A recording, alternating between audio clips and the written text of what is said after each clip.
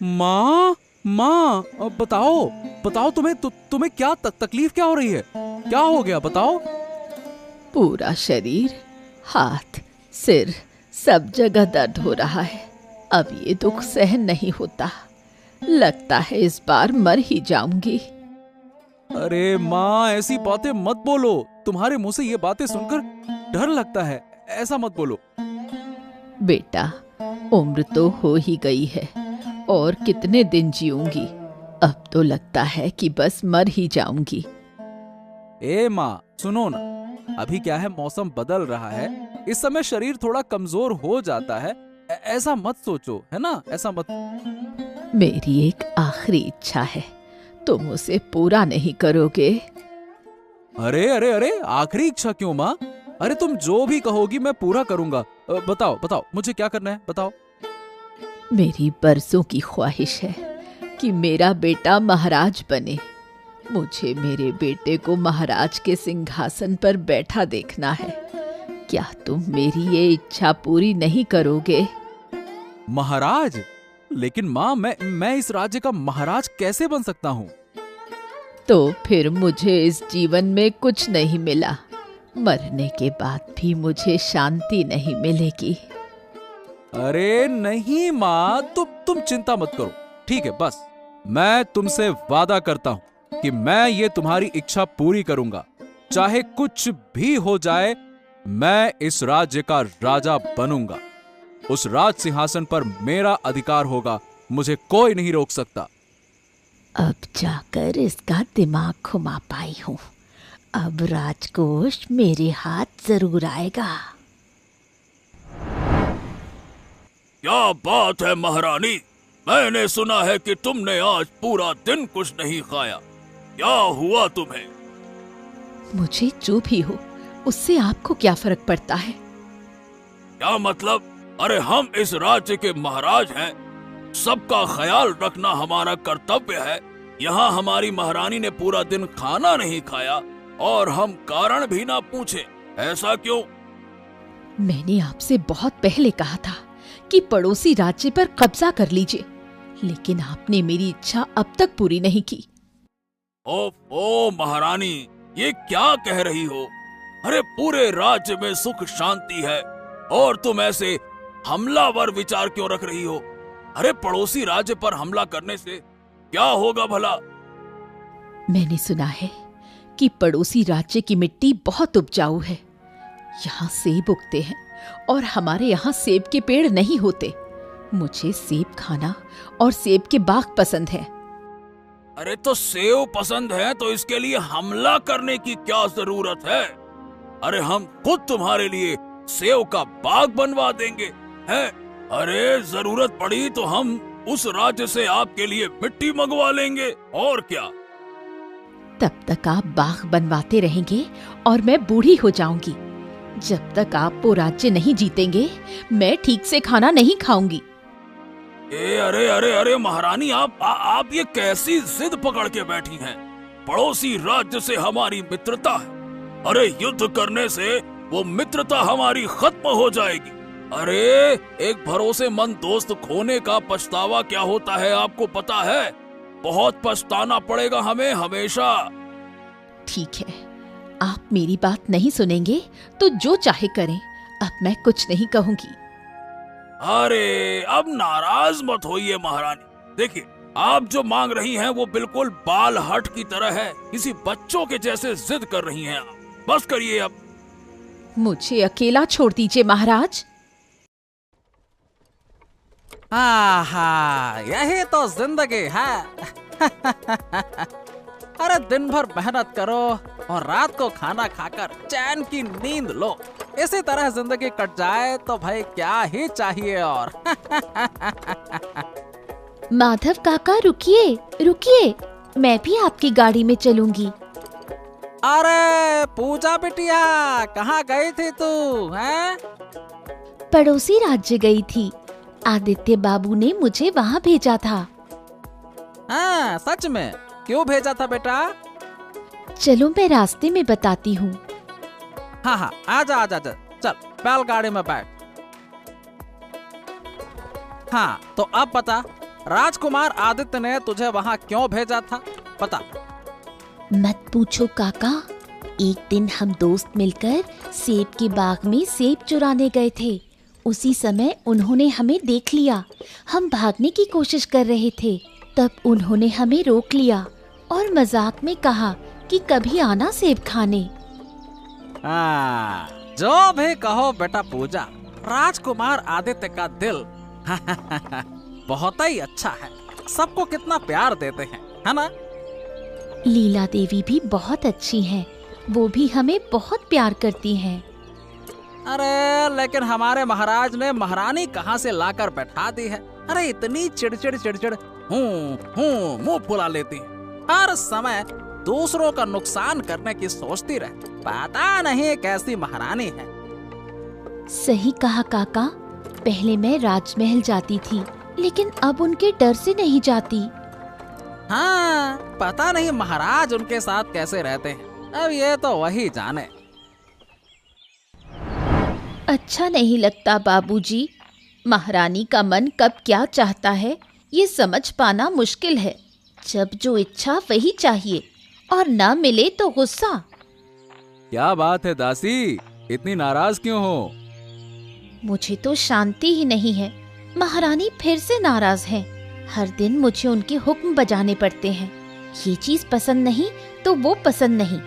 ऐसे कैसे किसी का मन लगेगा?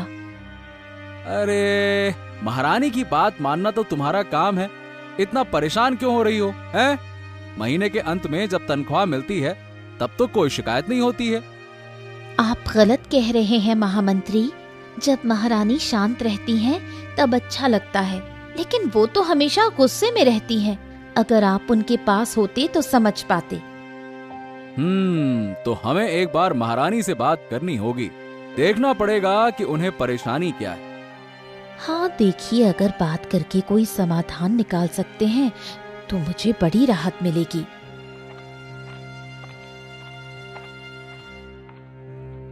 महारानी की जय हो। महारानी, हम मिलने आ सकते हैं? क्या बात है देवराज, यहाँ क्यों आए हो? क्षमा चाहेंगे महारानी, लेकिन हमने सुना है कि आप बहुत गुस्से में हैं। इसीलिए ये जानने आया हूँ कि आपकी परेशानी क्या है। अगर हम कोई मदद कर सकें तो आप बताइए। स्वयं महाराज मेरी मदद नहीं कर पाए तो तुम मामूली मंत्री होकर मेरी मदद करोगे? एक बार बताइए तो सही महारानी। हम जो कर सकेंगे आपको करके दिखा देंगे। आप बताइए। आदित्य, बेटा आदित्य, जल्दी इधर आ, तुझसे बात करनी है। हाँ माँ, हाँ बोलो माँ, क्या कहना है? इस बार हमने पड़ोसी राज्य के महाराज को कोई उपहार नहीं भेजा। अरे नहीं माँ, इस बार कोई उपहार नहीं भेजा गया। इसके पीछे कारण है। मुझे कारण पता है। जब महाराज की माँ जीवित थी तब हमारी बहुत आवभगत होती थी। साल में कम से कम एक बार वहां जाते थे। कितना शानदार स्वागत होता था। लेकिन अब उनके जाने के बाद से महारानी ने जो बातें शुरू की हैं, उससे सारे रिश्तेदार और मित्र उस राज्य से दूर हो गए हैं। अब केवल हम ही हैं जो संपर्क बनाए हुए हैं। इसीलिए तो हमें उपहार भेजना चाहिए। हमारे सेब के बागान में इस बार बहुत सेब हुए हैं। कुछ सेब उनके लिए भेज दे। ठीक है, कुछ दिनों में व्यवस्था कर दूंगा। ठीक है। अगर महारानी अपमान करें तो किसी बात का बुरा मत मानना। हर इंसान अपनी प्रवृत्ति के अनुसार व्यवहार करता है। अरे ठीक है माँ, ठीक है, मैं ऐसा ही कह दूंगा। और कुछ कहिए। नहीं बेटा, बस इतना ही कहना था। राज्य के हर कोने का ध्यान रखना, किसी को कोई दिक्कत ना हो। हाँ माँ, हर चीज पर मेरी नजर है। इतनी रात में किसके इंतजार में बैठे हो बेटा? थोड़ी देर में दिख जाएगा। मैंने उसे बुलाया है, अब देखता हूँ वो आता है या नहीं। महामंत्री, मैं आ गई। आप कहाँ हैं? हाँ, हम सब अंदर हैं दासी। चली आओ, अंदर चली आओ, आ जाओ। बताइए महामंत्री, आपने मुझे क्यों बुलाया है? हाँ, आज जो मैंने देखा वो बताता हूँ। देखो, महारानी अब उस राज्य में या राजमहल में रहना ही नहीं चाहती और महाराज तो उनकी परवाह ही नहीं करते।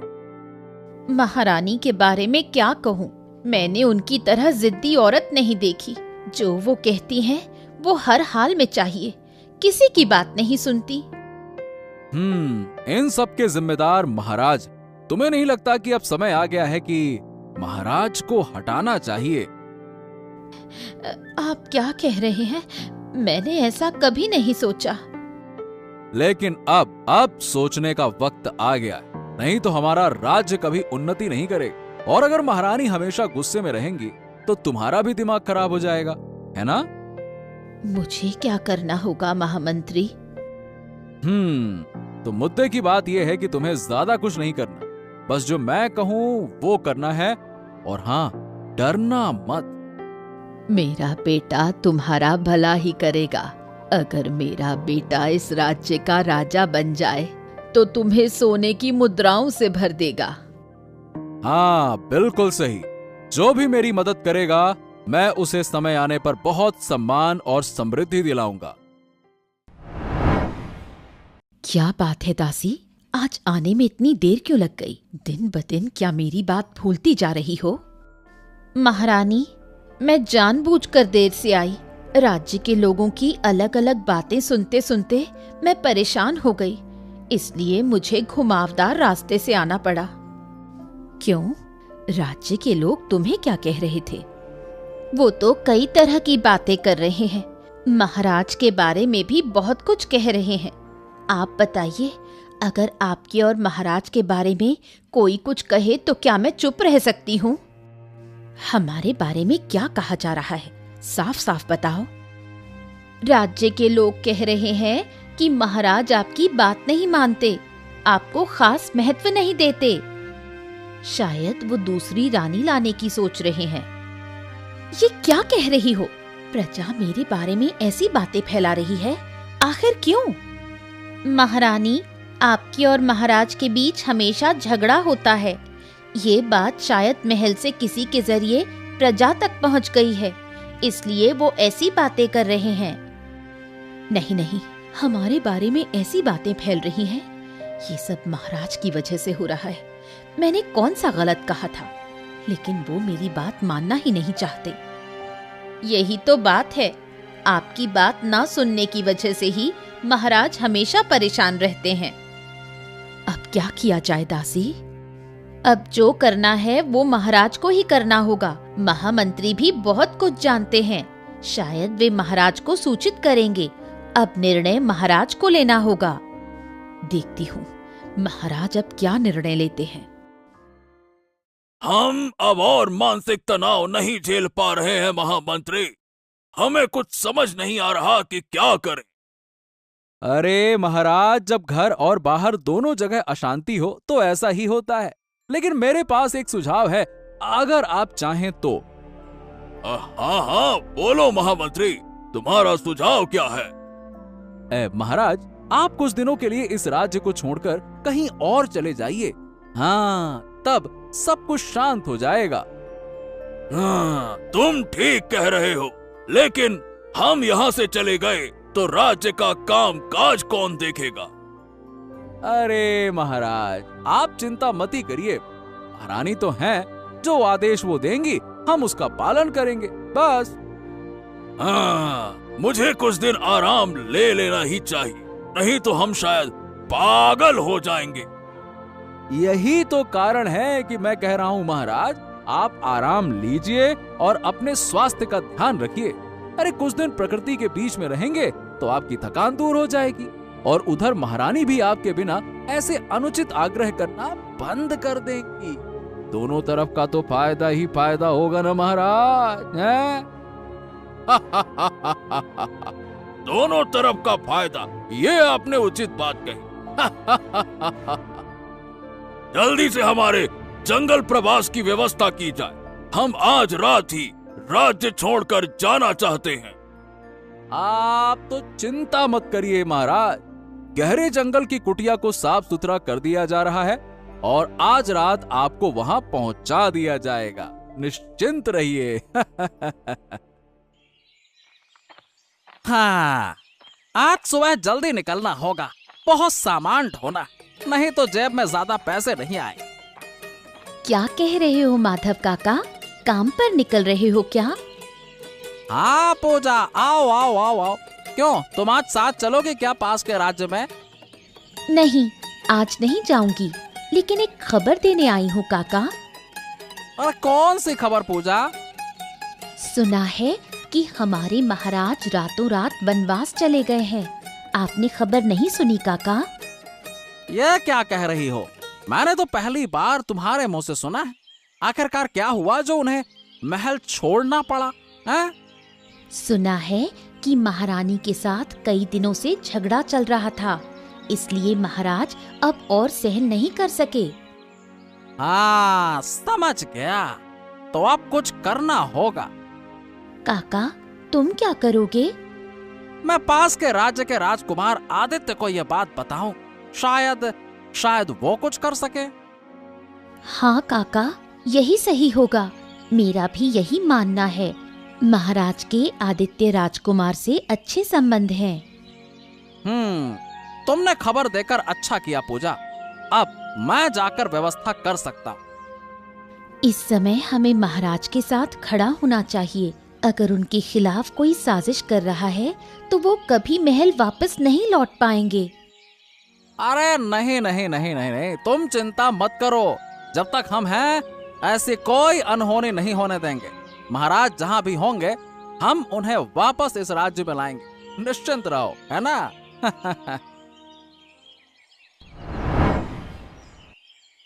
हाँ देवराज, बोलो, क्या कहना है? महारानी महारानी महारानी, आपकी जय हो, आपकी इच्छा की जय हो। महारानी, बात यह है कि महाराज के बिना यह सिंहासन अब बिल्कुल सूना सूना सा लगता। अगर आप इस सिंहासन का अधिकार करती तो राज्य का शासन करना आसान हो जाता। अभी मैं मानसिक रूप से ठीक नहीं हूँ। मुझसे इस जिम्मेदारी के लिए मत कहो। महाराज ने जाने से पहले तुम्हें क्या आदेश दिया था? अब महाराज ने कहा था कि मुझे यहाँ बैठकर राज्य का अच्छे से शासन करना है और हर दिशा पर नजर रखनी है। ठीक है, तो तुम इस सिंहासन पर अधिकार कर लो। अब से राज्य की जिम्मेदारी तुम्हारी है, जब तक महाराज वापस नहीं आते। लेकिन महारानी, मैं कैसे? शर्म कैसी देवराज? तुम्हें तो जिम्मेदारी दी गई है, उसे अच्छे से निभाओ। इसमें मैं खुश रहूंगी। ठीक है महारानी, ठीक है। मैं इस सिंहासन का अधिकार करता हूँ। धन्यवाद धन्यवाद। इस सिंहासन पर बैठकर हमारा पहला आदेश है किसी भी तरह से पड़ोसी राज्य पर कब्जा करना। ये तुम क्या कह रहे हो देवराज? पड़ोसी राज्य पर कब्जा करोगे? यही तो आप चाहती थी ना महारानी। पड़ोसी राज्य के सेब के बागान को आपके अधीन लाना, ये मेरी जिम्मेदारी है। सच में देवराज, तुम इस सिंहासन के योग्य हो। महाराज ने तुम्हें जिम्मेदारी देकर कोई गलती नहीं की। जो निर्णय महाराज नहीं ले पा रहे थे, तुमने सिंहासन पर बैठते ही वो निर्णय ले लिया। ये मेरा कर्तव्य है महारानी। और धीरे धीरे पूरे राजमहल को अपने कब्जे में करूंगा और महाराज को कैद करके इस राज्य का सर्वे सर्वा बनूंगा।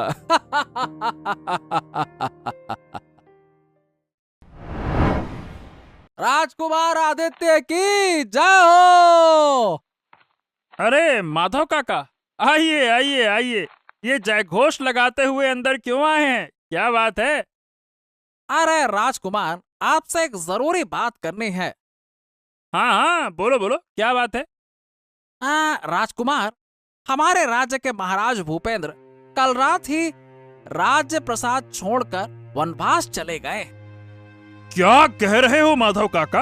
अरे ये तो बहुत बड़ी खबर है। लेकिन क्यों, क्या हुआ था? हाँ, जो सुना उसके मुताबिक महारानी से मन उठा, लेकिन मुझे लगता है कि इसके पीछे कोई गहरी साजिश। साजिश? कैसी साजिश? राज्य विजय की साजिश? मुझे लगता है महाराज को मानसिक दबाव दिया गया था। वो लगातार ये दबाव सहन नहीं कर पाए और इसी कारण उन्होंने ये निर्णय लिया। तुम बिल्कुल सही कह रही हो, मुझे भी यही लगता है। लेकिन इस घटना के पीछे कौन कौन शामिल है, ये जानना जरूरी। मुझे लगता है कि महाराज से मिलना बेहद जरूरी। उससे पहले हमें राज्य के चारों ओर सेना तैनात करनी चाहिए, ताकि अगर कोई हमला हो तो हम सुरक्षित रहें। हाँ, रानी माँ ने बिल्कुल सही कहा राजकुमार, यही सबसे पहले करना चाहिए। ठीक है, मैं वही कर रहा हूँ। मेरे राज्य की प्रजा को कोई परेशानी न हो, ये देखना मेरा कर्तव्य है। फिर महाराज से जंगल में मिलना, कोई बाधा नहीं आएगी, सभी तरफ से निश्चिंत हो जाओगे। आज महाराज देवराज ने कई फैसले लिए, लेकिन मेरे बारे में एक बात भी नहीं कही। शायद मुझे भूल गए हैं। चलो जाकर उनसे बात करती हूँ। शाबाश बेटा, मैं सोच नहीं सकती थी कि तू इस राज्य के सिंहासन पर कब्जा कर बैठेगा। मैंने तुम्हें वचन दिया था माँ कि किसी भी तरह से इस राज्य के सिंहासन पर बैठूंगा, और देखो मैंने अपना वचन पूरा किया। ये हुआ मेरा बेटा, मुझसे किया वादा निभाया। मैं आशीर्वाद देती हूँ कि तू और बड़ा बने। लेकिन महाराज को कहाँ भेजा है? अभी जंगल भेजा है। कुछ महीनों बाद पहरेदारों को अपने पक्ष में कर लूंगा, फिर उन्हें हमेशा के लिए इस राज्य से बाहर कर दूंगा। तुम्हें महारानी की दासी बनाकर राजमहल ले जाऊंगा। यही तो योजना है। और मेरा क्या होगा बेटा? महारानी की दासी बनाकर मैंने तो सोचा था कि तेरे बगल में सिंहासन पर बैठूंगी। ये तो इस जन्म में नहीं हुआ। अरे माँ, अब ठीक है, दुख मत करो। मैंने वचन दिया था, थोड़ा समय लगेगा, लेकिन तुम्हें तुम्हारा स्थान जरूर मिले, निश्चिंत रहो। लेकिन महारानी की तो पहले से एक दासी है, उसका क्या होगा? अरे तो क्या हो गया, उसे रास्ते से हटा दूंगा, परेशानी खत्म। धीरे धीरे सब कुछ हमारे अधीन हो जाएगा, बस धीरे धीरे हो जाएगा, निश्चिंत रहो। तो ये है तुम्हारी साजिश। देखती हूँ कौन किसे रास्ते से हटाता है। तुम्हारा अच्छा मैं कभी नहीं होने दूंगी। कितनी शांति है। हा, ऐसी शांति मुझे राजमहल में कभी नहीं मिली। सच में प्रकृति के संग रहने का आनंद ही अलग। अब मैं यहाँ से वापस नहीं जाऊंगा, अपना बाकी का जीवन यहीं बिताऊं। महाराज क्षमा करें, इस सुबह आपको परेशान करने आई हूँ। क्या बात है दासी, तुम अचानक से यहाँ क्यों आई? तुम्हें बहुत चिंता में देख रहा हूँ मैं। क्या बात है, बोलो। महाराज, आप एक षड्यंत्र के जाल में फंस चुके हैं। ये तुम क्या कह रही हो दासी? हम कुछ समझ नहीं पा रहे हैं। हाँ महाराज, मैं सही कह रही हूँ। महामंत्री देवराज और उसकी बूढ़ी माँ ने षड्यंत्र रचाकर आपको राजमहल से बाहर करवा दिया। तुम हमें फंसाने या षड्यंत्र में उलझाने आई हो क्या? आपके विश्वास या अविश्वास से अब कोई फर्क नहीं पड़ता महाराज। मैंने कल रात अपने कानों से सुना। उन्होंने तो मुझे भी प्रलोभन दिया था कि मैं आपके और महारानी के बीच दरार पैदा कर दूं। क्या? जिन्हें हमने अपना समझा वो ही हमारे खिलाफ षड्यंत्र करने लगे? हाँ महाराज, महामंत्री देवराज तो आपको इस राज्य से हमेशा के लिए निष्कासित करना चाहता है। अरे लेकिन हम क्या करें? हमारी अपनी रानी हमारा साथ नहीं देंगी तो हम क्या करेंगे? उनकी इच्छा पूरी करना हमारे लिए संभव नहीं है। महामंत्री देवराज ने तो सिंहासन पर बैठते ही पड़ोसी राज्य से गुप्त युद्ध की घोषणा भी कर दी है। अरे इतनी हिम्मत!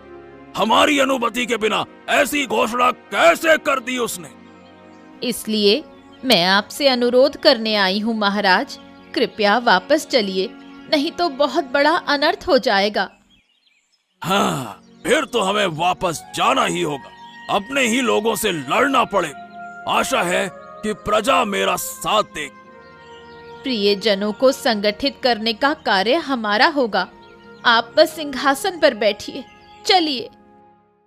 महारानी महारानी महारानी, आप नहीं समझ रही। वो आपको माँ की तरह स्नेह देंगे। जो आपको चाहिए, जब चाहिए, वो सब कुछ आपको मिलेगा। लेकिन मेरी दासी का क्या होगा? उसे कम से कम एक बार बताना तो जरूरी है। अरे किसी को कुछ बताने की आवश्यकता नहीं है महारानी। आपका निर्णय सर्वोपरि है। और वो तो मात्र एक दासी है, उसके बारे में इतना क्यों सोचना। आप निश्चिंत रहें महारानी। आप जो चाहेंगी मैं आपको सब कुछ दिलवाऊंगी। लेकिन देवराज, तुमने जो कहा था कि पड़ोसी राज्य पर आक्रमण करके मुझे सेब का बगीचा दिलवाओगे, उसका क्या हुआ? सेब के लिए युद्ध करने की क्या आवश्यकता है महारानी? अरे तू कौन है और बिना अनुमति के राजमहल में कैसे घुस आई? कौन है तू? मैं महारानी से मिलने आई हूँ। महारानी, आपके लिए मैं पड़ोसी राज्य से सेब लेकर आई हूँ। यहाँ से चली जा। बड़ी आई सेब लेकर आने। हट, निकल यहाँ से। अरे देवराज, इतनी छोटी बच्ची पर गुस्सा क्यों कर रहे हो? तुम मेरे लिए सेब कहाँ से लाई? मैं तो अक्सर पड़ोसी राज्य से सेब लाती हूँ महारानी। वहाँ के राजकुमार आदित्य हमें कभी मना नहीं करते, बल्कि ज्यादा सेब ले जाने के लिए कहते हैं। अरे महारानी, ये सब कुछ झूठ है। आदित्य कुमार ऐसा नहीं है। तुम कुछ नहीं जानते हो षड्यंत्री। महारानी, यदि आपको विश्वास नहीं है तो मेरे साथ चलिए। आपको वहाँ बहुत से सेब दिए जाएंगे। अरे इतनी छोटी बच्ची के मुंह से ये पकी पकी बातें। अरे पहरेदार, इसे यहाँ से बाहर निकालो, निकालो। इसे परेशान मत करो। महारानी, आप समझ नहीं रही हैं। जहाँ ये रहेंगी वहाँ समस्या खड़ी करेंगी। इन्हें यहाँ से जाना ही होगा। पहरेदार बुलाने की आवश्यकता नहीं है, मैं खुद ही जा रही हूँ। कल तक इस लड़की को सबक सिखाना होगा, नहीं तो इसका हौसला बढ़ता ही जाएगा।